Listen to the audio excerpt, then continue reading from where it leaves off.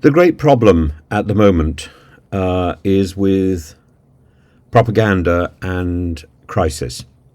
And the crisis in the Middle East has produced a wave of crises across our country and across other countries. And a lot of this is about the inability of people to distinguish between one slogan and another. Slogans are not good. Slogans are a bad thing. I know that sounds like a slogan in itself. What you want to do, even if you have a slogan, you want to look beyond the slogan and you want to look at the reality. And the reality involves real people. And the problem is that it's been very difficult, as the Labour Party has discovered to its cost, to distinguish between a dislike of current Israeli policies, maybe a dislike for Netanyahu, I share that, to distinguish between that and the heinous idea that people dislike, or that people are encouraged to dislike Israel as a concept. That is completely out of bounds. Israel was founded through the United Nations. And although some of the issues surrounding its foundation might be questionable, it is a valid country that serves a very useful purpose and has been a leader in diversity and hope for many people, particularly the Jewish people, at a time after the Second World War. Where can people go to? The right of return offers people a retreat, offers Jewish people a retreat. It's a very valid and positive concept. I think it's been muddied heavily by the right-wing governments for the last 20-odd years, and by the treatment of Palestinians. But that is an issue that needs to be dealt with. It doesn't validate the sort of anti-Semitic bile that we have seen, where people cannot distinguish between Israelis and Jews, or between particular Israeli politicians and Jews. And the rise in anti-Semitism is detestable. Utterly detestable. And people who don't automatically follow the specific commands of the pro-Palestinian lobby or the anti-Netanyahu lobby are then considered to be wrong, fundamentally wrong. In East Lancashire, where there's a very large Muslim community, very good Muslim community, there's an MP there called Sarah, who has had death threats. I've been sent a photograph of her picture, and it's astonishing. A picture of Sarah with blood all over her face, simply because she abstained from the ceasefire bill. The ceasefire is part of a process. The ceasefire in itself, I have resisted all goading to commend a ceasefire in Israel. Why? Because I think a ceasefire is not the end that we should be looking for. The end we should be looking for is a peaceful resolution and a two-state solution. A ceasefire is simply a pause. I don't agree with that either. I think it's important, when you're looking for peace, to look beyond the conflict and look to the restoration of peace and the restoration of order between the two countries. That means a recognition by Britain of Palestine, long overdue, and it means help for Palestine and for Israel to reconfigure to accommodate a peaceful coexistence. And that's looking forward. For now, there may be a need for ceasefires, pauses, and certainly for aid to come in, but that is part of the process. It's not the goal. And to talk about a ceasefire as a goal is to miss the point entirely. And we should be, if we want to march, we should be marching for peace, not for a ceasefire. The same thing is true, incidentally, about Ukraine and Russia. It's not about a ceasefire on Russia's terms, or even a surrender on Ukraine's terms. It's about getting the conversation started, and this is why sanctions are so incredibly bad in the terms, in the way in which they've been imposed. Sanctions have cut dialogue between Western nations, powerful Western nations like the US and the UK, and indeed Europe. They've cut that relationship with Russia. So we are emasculated. We cannot help Ukraine get out of this problem.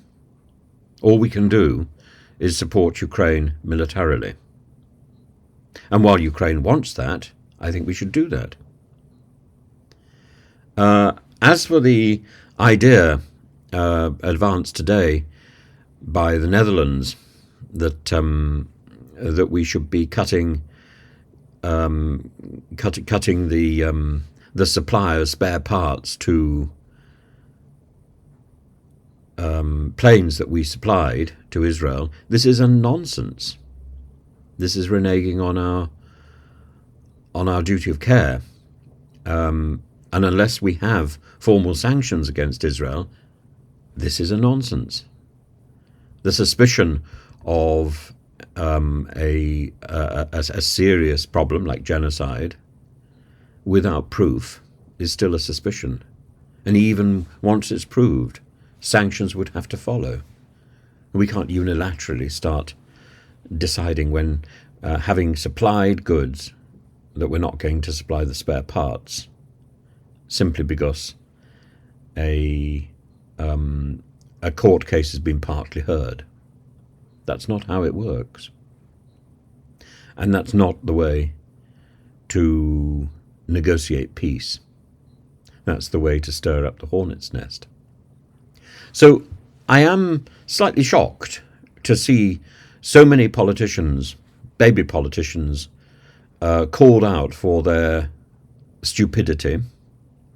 But they're doing exactly what has been tested and tried in Parliament over the last few years. They're wheeling out the same sort of arguments without thought because they are based on sloganizing and on saying something that they think is going to get a vote. Saying something which is not going to get a vote, saying something which is difficult, is probably much, much wiser. Difficult, considered, and thoughtful. That is wiser, is it not? Repeating the sort of mantras which echo around the echo chamber and tells people that you're in this tribe rather than that tribe. The tribalism needs to go. We need to look at the issues, and we need to encourage talking. Even talking through the fridge door to President Putin, who may or may not be alive. Who cares? It amuses me greatly to think of him as dead in a fridge, rubbing up against the Smedley HP. Smedley? Yes, absolutely. And I'm sorry, but it amuses me. And I think there is, if Putin is alive, which I very much doubt, by the way, if Putin is alive, there is still time for him to rethink what's going on, and I wish he would. But if he's not alive, I don't know who is controlling this operation, and that's much, much more worrying. And whoever is controlling this operation is fired by ideology. Today, yet another ship has been sunk in the Black Sea by Ukraine. And yet Putin's AI figure is saying we have We have far more industrial power than Ukraine. Yes, but it's not working, is it? If it were working, you would have advanced. But you haven't advanced. You're in a you're in a still position. That still position is still threatening. But in the last year, you've achieved nothing except menace. Except menace and except for killing innocent civilians. In fact, everybody in Ukraine is innocent because you invaded. The invader is wrong. And you can turn around and say, oh, but you did the same thing in Iraq, or you did the same thing here or there. Well, yeah, I might say the same. But I'm not in an echo chamber, and I'm not geared up with the ideological slogans that seem to be dictating the way we do things in the early part of the 21st century. That is wrong.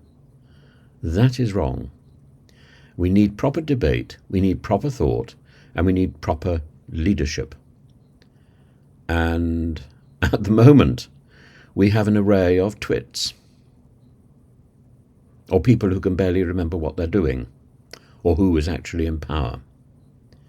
In our country, in the UK, we have demonstrable twits, not only twits who are currently in power and desperate to pander to their core echo chamber. We also have twits who want to get back into power, like Liz Truss, desperately moving her hands around to try and demonstrate she actually learnt something from her lessons. She has learnt nothing. It doesn't matter how many times she goes to trainers to encourage some sort of dramatic hand movements. Her hand movements are useless. They are repetitive. They belong to a marionette. Except this marionette has no controller. This marionette is out of control. This marionette is just doing hand movements. So, nonsensical. A long time ago, I thought, the more she practices, the better she will be. But you don't just practice doing this and get better. You might as well be going to a chiropractor and try and sort out incipient arthritis. It does nobody any good. A hand job is a hand job, Liz Truss, and you're not even very good at that. Stop it. And retire, go into the House of Lords. At least there, you can hear decent debate and then try and rise to the occasion. At the moment, nothing rises, no matter how much you wave your hands.